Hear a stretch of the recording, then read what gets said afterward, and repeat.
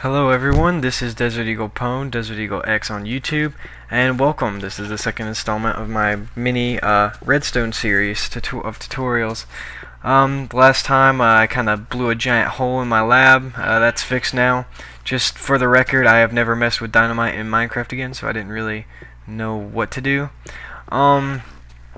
So right now I'm going to go over some more properties of Redstone as far as placement, and I'm going to go over some basic logic gates. Now the first thing I want to talk about is how Redstone behaves when you're placing it down. Redstone can be placed diagonally from each other, can be connected diagonally. However, a block will interrupt the signal. It can also be placed down. For example, if I had dug a hole there and placed one there, vertically, diagonally, vertical and diagonally, it can be placed like that. Now, any redstone next to it, within one block, will automatically connect. So you got to be careful with that, because that will occasionally short your system. For example, if I were to put a at there and then it'll short. So be careful. Like, for example, if I had, let's say I had an input over here and I accidentally placed redstone here and then there with that on top, it would short itself out. So just be wary of that. Now I'm going to talk about some basic logic gates. I've already got my start of my NOT gate there, or my inverter, as I showed you guys in the previous installment. As I showed you before, this will invert the signal.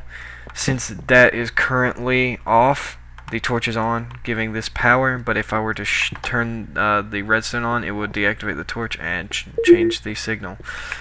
Now, as far as another property of redstone can only carry a current for 15 blocks by itself.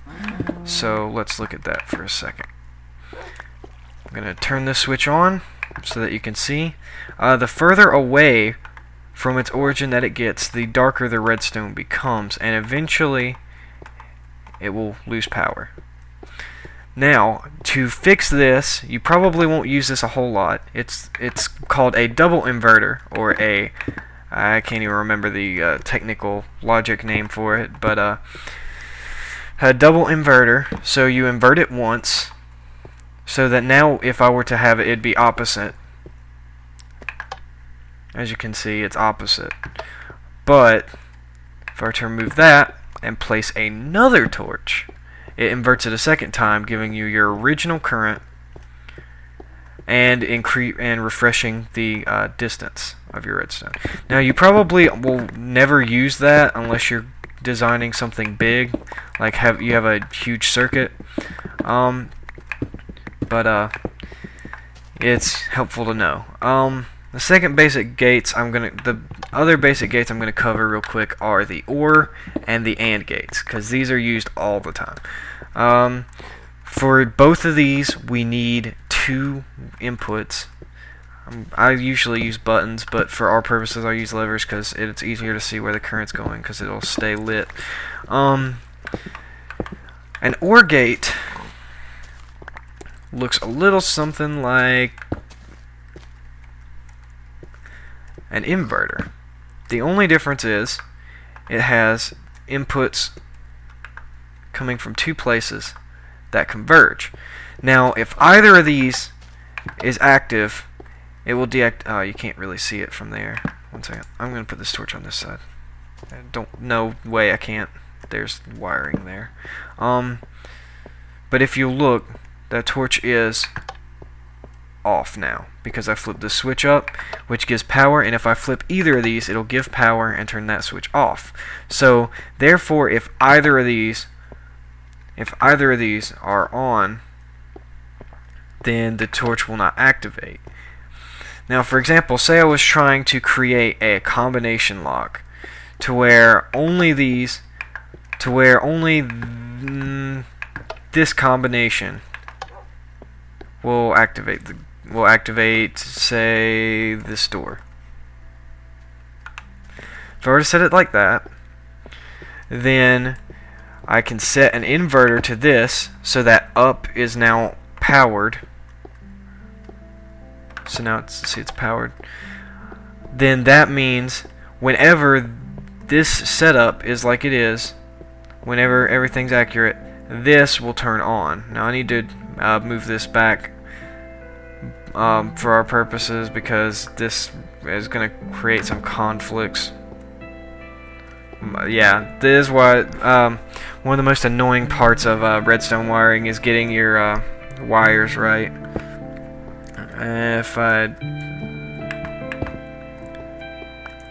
I'm just gonna slide this back, give us more room to work.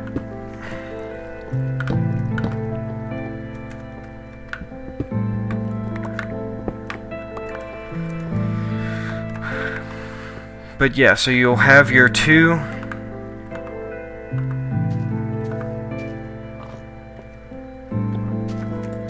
inputs. Oh, that still won't work. I'm just gonna move my gate back.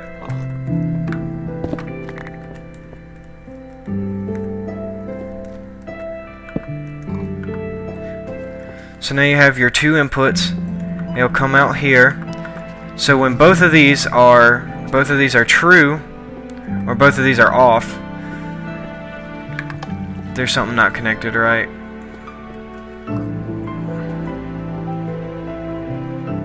This is the combination we want. Oh, I forgot to put the inverter back on it. That would explain it. Okay. So now, when both of these are in the form we want them, this will turn on and be able to be used to open the door. However, when either of these are wrong, the power will turn on and this torch won't activate and won't open the door. Next, I'm going to talk about AND gate. Say we wanted that combination, the same as before, to open the door. But we only want the door to open when we press this button over here. I'm going to put a button.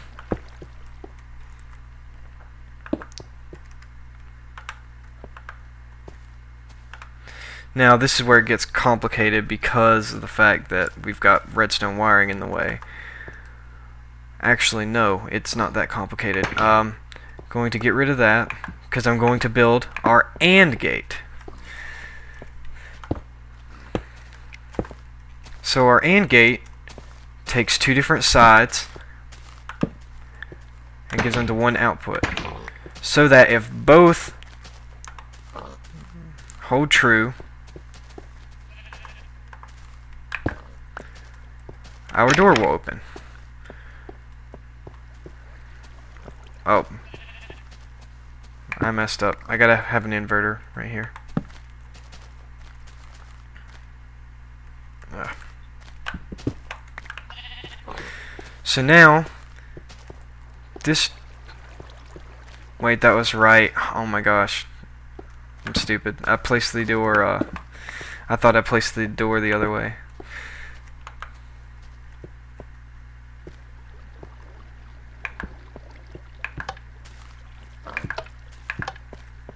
Ah, never mind.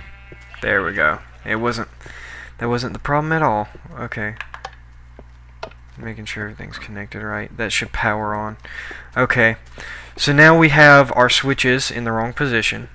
So if we push the button, that should turn that off.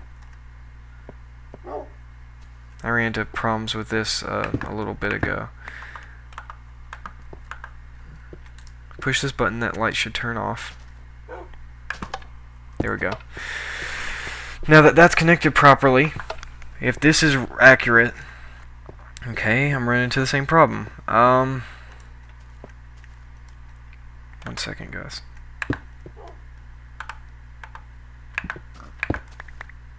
There we go. Yeah, the redstone's still weird to work with because sometimes positioning affects things. But now that that's true, that light is off, and then whenever this is true, I push the button. Oh, it didn't turn off. What? WTF. Duh. Derp. There we go. So now you've got your AND gate. If this, the combination, is set right, this will be off. If this button is pressed, that will turn off, and it will temporarily turn this on because buttons are a temporary switch. So you'll have enough time to push the button, get through the door, and the door will close. So that's it for this tutorial, and hopefully I'll get some more advanced gates up pretty soon.